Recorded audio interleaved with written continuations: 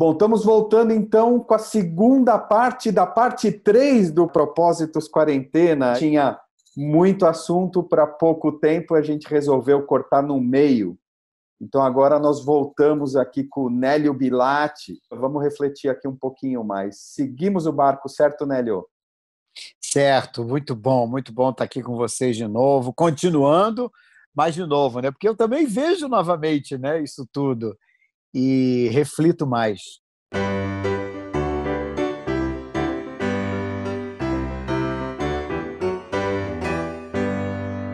Nós também já falamos no propósito sobre rituais, e esse é outro ponto altamente impactado na sociedade. Aniversários, nascimentos, despedidas, na sua percepção, mesmo que acreditemos que vamos retomar esses rituais quando essa crise passar. Quais as consequências dessa experiência? Você acha que vai ter uma adaptação de cultura? Eu acho que vai depender muito da cura. Se a gente tiver um remédio, se a gente tiver uma vacina, se a gente tiver tanana, eu acho que a gente libera mais. Nós somos seres relacionais, sobretudo os latinos, né? E mais ainda os brasileiros. A gente precisa do toque, a gente precisa chegar perto, a gente precisa abraçar, beijar. Tem lugar que são 3 beijos, entendeu? Vai diminuir o beijo? Não tem como diminuir, né? Não tem como dar um beijo só porque é uma questão do hábito do lugar, da cultura, como você falou. Independente da condição, na volta institucionalizada, na volta total, vai ter gente que vai abraçar muito. É instintivo, é do ser humano. Como é que eu vou voltar a ver a minha mãe batendo o cotovelo no cotovelo dela? Não tem a menor condição um negócio desse. O pai, o avô, a avó. Você imagina o autocontrole do indivíduo. Eu não sei como é que vai ser. Então, eu espero que até lá a gente tenha um remédio, até lá a gente tenha alguma coisa que nos ajude, né, a aplacar a carência, a falta, o desejo. Porque, assim, países com uma cultura mais distante, como é o caso do Japão, os países orientais normalmente têm essa coisa, né? A própria Índia, que ninguém toque em ninguém, o Japão também não, você faz o seu namastê, você cumprimenta a pessoa de longe. Eu aprendi tanto isso na Índia, eu já tinha aprendido no Japão, mas na Índia me surpreendeu, porque aquele namastê deles, que é o meu Deus saudando o seu Deus com as 2 mãos aqui, com aquele olhar, abaixando a cabeça, levantando e olhando no seu olho, aquilo é tão forte e tão sensível e tão intenso e tão profundo quanto um abraço. Eu não senti a falta do abraço. Eu estou me dando conta disso agora falando com você. Eu não tinha essa necessidade, assim, sabe? Porque eu compreendi aquilo como sendo sincero, profundo, honesto. Eu senti o abraço, mesmo não tendo sido abraçado. Eu sentia no olhar, no gesto. Era muito verdadeiro. Então, na Índia, vai ficar tudo igual. Tá tudo bem. O Nélio, agora falando de outro tipo de cultura. Mais uma vez, nossa cultura enfrenta um cenário triste, desrespeitoso, justo no momento onde tem se mostrado tão importante para o conforto e o alento das pessoas que estão em isolamento social. Quanta ferida nessa cultura, hein, Nélio? Seria a melhor oportunidade da gente estar mudando o curso dessa história da cultura no Brasil, pelo governo, pelas vias institucionais. Mas, felizmente, a gente está mudando o curso dessa história, ou alimentando as nossas pessoas pelos artistas. Então, são os artistas nas lives, são os artistas falando, são os artistas se conectando, colocando a sua cara, a sua casa, a sua vida, né? É maravilhoso. Se, por um lado, pelas vias institucionais, a gente está presenciando talvez a maior catástrofe da cultura, porque eu digo que ela é maior, talvez, do que numa época mais difícil como a ditadura que eu vivi, que foi a pior fase do Brasil, sem dúvida nenhuma, em termos de liberdade, claro. Hoje a gente tem condições, a gente está numa democracia, a gente está numa abertura e a gente não faz, porque antes a gente era proibido. Mas hoje a gente tem a democracia e mesmo assim a gente não pode, a gente não tem o valor. É muito louco isso. Então eu acredito que a gente está hoje diante da perda da maior oportunidade de se falar de cultura e de se ajudar a cultura. Porque você imagina todos os profissionais de teatro, todos os profissionais dos cinemas, profissionais que têm a profissão voltada para a cultura. Todas as pessoas dos museus, das galerias de arte, das bibliotecas. A arte é o pulmão de um povo. É por onde o povo respira. É por onde uma sociedade se engrandece. É por onde você troca o oxigênio. É por onde você traz um novo ar. Para mim, arte e cultura é igual espiritualidade, que faz a gente ter mais amor, faz a gente ter mais liberdade, faz a gente acreditar mais, né? Faz a gente ter mais esperança, faz a gente evoluir mais. Cara, como que um país pode virar as costas para isso? Como um país pode não olhar para isso? Cultura é remédio, cultura é cura. Cultura não é intelectualidade. Pelo contrário, ela quebra esse lugar da prepotência, muitas vezes da arrogância de muitos intelectuais, e ela democratiza esse acesso. Tantos santos homens e mulheres na nossa cultura, precisando do seu lugar no altar. Mas você falou uma coisa muito interessante, uma analogia que eu nunca tinha feito. E você falou que a cultura é o pulmão da sociedade e o nosso governo está se inspirando e está sendo o vírus. O vírus da sua própria gente. Fui fazer um projeto com a Natura lindo no Pará, numa ilha chamada Cotijuba, e nós fomos recebidos nessa ilha por mulheres dançando carimbó. Isso é cultura. Naquele momento, eu renovei o meu ar. Minha respiração melhorou. O oxigênio se ampliou. Eu vi uma reportagem onde idosos estavam jogando dominó na Vila Brasilândia e a repórter perguntou se eles sabiam o que era o coronavírus. A resposta foi: nem o presidente está sabendo falar. Aí me veio uma frase do escritor e compositor Luiz Antônio Simas: o governo está dividido em duas turmas, a dos que deveriam ir para a cadeia e a dos que deveriam ir para o hospício. Ô tempestade que está durando, Nélio, eu te pergunto, a bonança virá a tempo de não perdermos a esperança? Eu sempre acredito, né, que a vida nos traz esperança. Um povo sem esperança é um povo morto. O Brasil é um país rico, o Brasil alimenta o mundo, cara. Sem o Brasil, não tem comida para a humanidade. O Brasil tem um pulmão do planeta Terra, que se chama Amazônia.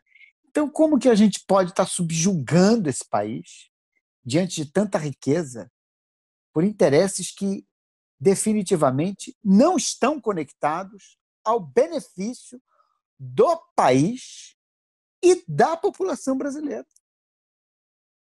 Como que a gente faz isso? Aonde que a gente se perdeu? Por que a gente permitiu isso? Independente da questão política. Para mim, isso é uma questão de ideologia, daquilo que você tem como ideal de lugar, de sociedade, de país, de condição humana. Eu não quero ter a opção de não viver aqui.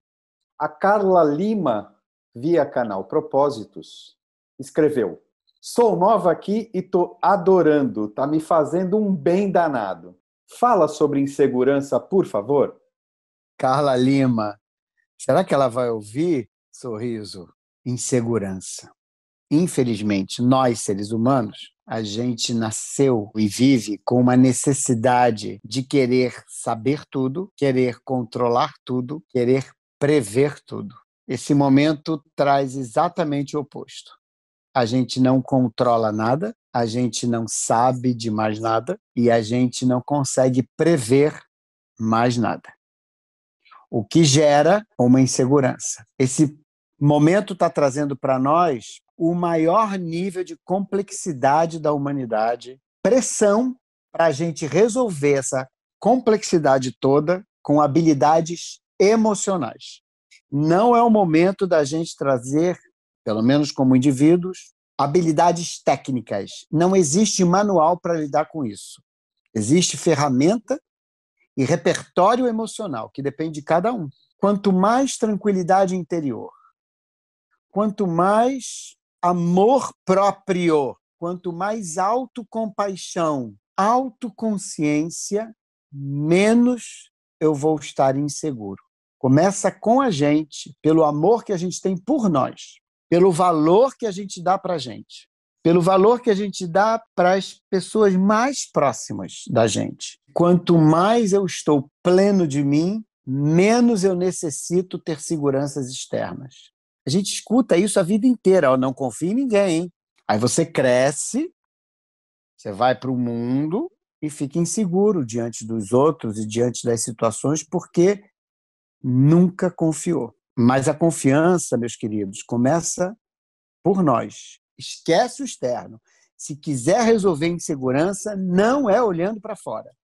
Você lembra de algum momento da sua vida onde você se sentiu inseguro e onde você foi buscar força? Ou qual foi o artifício que você usou de falar assim, não, eu sou mais eu, vai dar tudo certo, vai rolar, eu vou chegar lá, eu vou passar por isso? Eu acho terrível essa imposição, sei lá, de onde surgiu esse negócio, de que a gente pode tudo, de que a gente consegue tudo, de que nós somos invencíveis. Sabe essas coisas motivacionais que as pessoas vão dizendo, você pode tudo? Eu não acho que a gente pode tudo. Acho que também a gente não deve tudo. E eu vou dar um exemplo prático. Quando eu fui convidado para fazer, junto com um bando de loucos maravilhosos, a startup da Nissan no Mercosul, não tínhamos nada, não tínhamos um terreno, tinha que construir uma fábrica, tinha que contratar gente. Eu fui para Tóquio, eu fui para o Japão. Me lembro que quando eu cheguei no aeroporto de Narita, tendo que recomeçar uma vida minha e começar uma empresa, enfim, tudo novo, eu tive muito medo. Me deu uma vontade de voltar. O que estou fazendo aqui? Não estou nem entendendo o que está escrito aqui nesse aeroporto, nada, tudo em japonês, esse povo todo aqui. O que me fez ir à frente? Transformar. Eu estava amando aquilo e eu estava confiante de que eu podia ajudar naquela transformação daquela empresa, sabe? Se você não acreditar naquilo que você está fazendo, na tua proposta de vida, realmente a insegurança vai ficar maior do que o teu verbo. Quando eu mudei de carreira, mesma coisa. Como é que eu vou viver? Como é que vai ser? E, de repente, eu saio desse lugar de executivo tão importante, tão bem-sucedido e tal, e vou para o nada. Não tem mais razão social, não tem mais o Nélio Bilate da Coca-Cola, da Renault, da Nissan, não sou mais da lugar nenhum. Por que eu fiz essa mudança? Por que eu enfrentei as minhas inseguranças, que elas existiam? Por que elas ficaram menores? Porque eu acreditava no meu propósito, no meu verbo de ação, no meu verbo movedor, motivador. Aquilo me impulsionava mais, aquilo me dava mais força, sabe? E sem dúvida nenhuma, a gente não precisa ir sozinho. A gente tem que levar pessoas com a gente tem que trazer pessoas com a gente. Não dá para ser herói. A gente precisa de ajuda. E eu tive muita ajuda. Não é ser o melhor, mas dar o seu melhor, fazer o seu melhor, entregar o seu melhor. Cara, isso dá segurança. Agora, se você pensar em ser o melhor, pode ser que você fique inseguro. Twitter do Steven Rehan, neurocientista brasileiro especializado em pesquisa com células-tronco. De fato, existem duas coisas: ciência e opinião. A primeira gera conhecimento, a segunda, ignorância. Quem disse isso? Hipócrates. É a opinião pela opinião, como ela é vazia, cara. Como ela é vaga. Mas quando ela está baseada no científico, que força, que poder, que verdade. Porque não é a sua verdade somente. É a verdade que veio de tanto estudo, tanta gente, tanta profundidade, tanto conhecimento. Claro, a gente vai ter algumas opiniões que serão nossas, mas elas não podem ser únicas. Elas têm que estar nesse todo e a gente deve estar muito aberto a mudar de opinião, né? Por que não? Essa história da minha opinião é uma só é muito ignorante. é muito limitado. Eu não vou mudar de opinião. Nossa, que insegurança, né? Mais um Twitter do Steven Heihan. 2019. Muita gente se sentindo imortal. Aí chegou a pandemia para lembrar que somos todos primatas recém-saídos das savanas da África e que se não houver mais cooperação e empatia, Darwin vai chamar. Darwin já está chamando, né, Sorriso? Eu costumo dizer que essa é a era darwinista, né? Não é a sua capacidade de ser mais forte. Você tem que ser forte. Não, só um minuto. Eu tenho que ser capaz de me transformar e de transformar o que está em torno de mim. Transformação significa mudar tudo. Significa você ajustar a rota. E a gente não quer fazer ajuste de rota. Porque a gente sempre planejou daquele jeito. Se achou semideus, herói, infalível, 2019, né? Então veio 2020 e disse assim, ó, nada disso. Vamos refazer a rota? Vamos olhar mais para esse lado empático, para esse lado colaborativo, para esse lado da compaixão? Para a gente encerrar, ainda com esse neurocientista brasileiro, Steven Heihan. Espero que eu esteja falando o sobrenome dele corretamente, se não me perdoem. Depois de 40 anos de alertas sobre as consequências da degradação do meio ambiente e a maioria dos governos negando o óbvio, um ser invisível, que tecnicamente nem vivo é, mostrou que é imprescindível desacelerar. É a prepotência. A gente está falando da prepotência e da arrogância humana em achar que pode conquistar destruindo. Essa é uma era antiga dos grandes descobridores e navegadores. A Igreja Católica chegando na América Latina, vamos aniquilar esses índios, vamos destruir esta religião para conquistar esse espaço.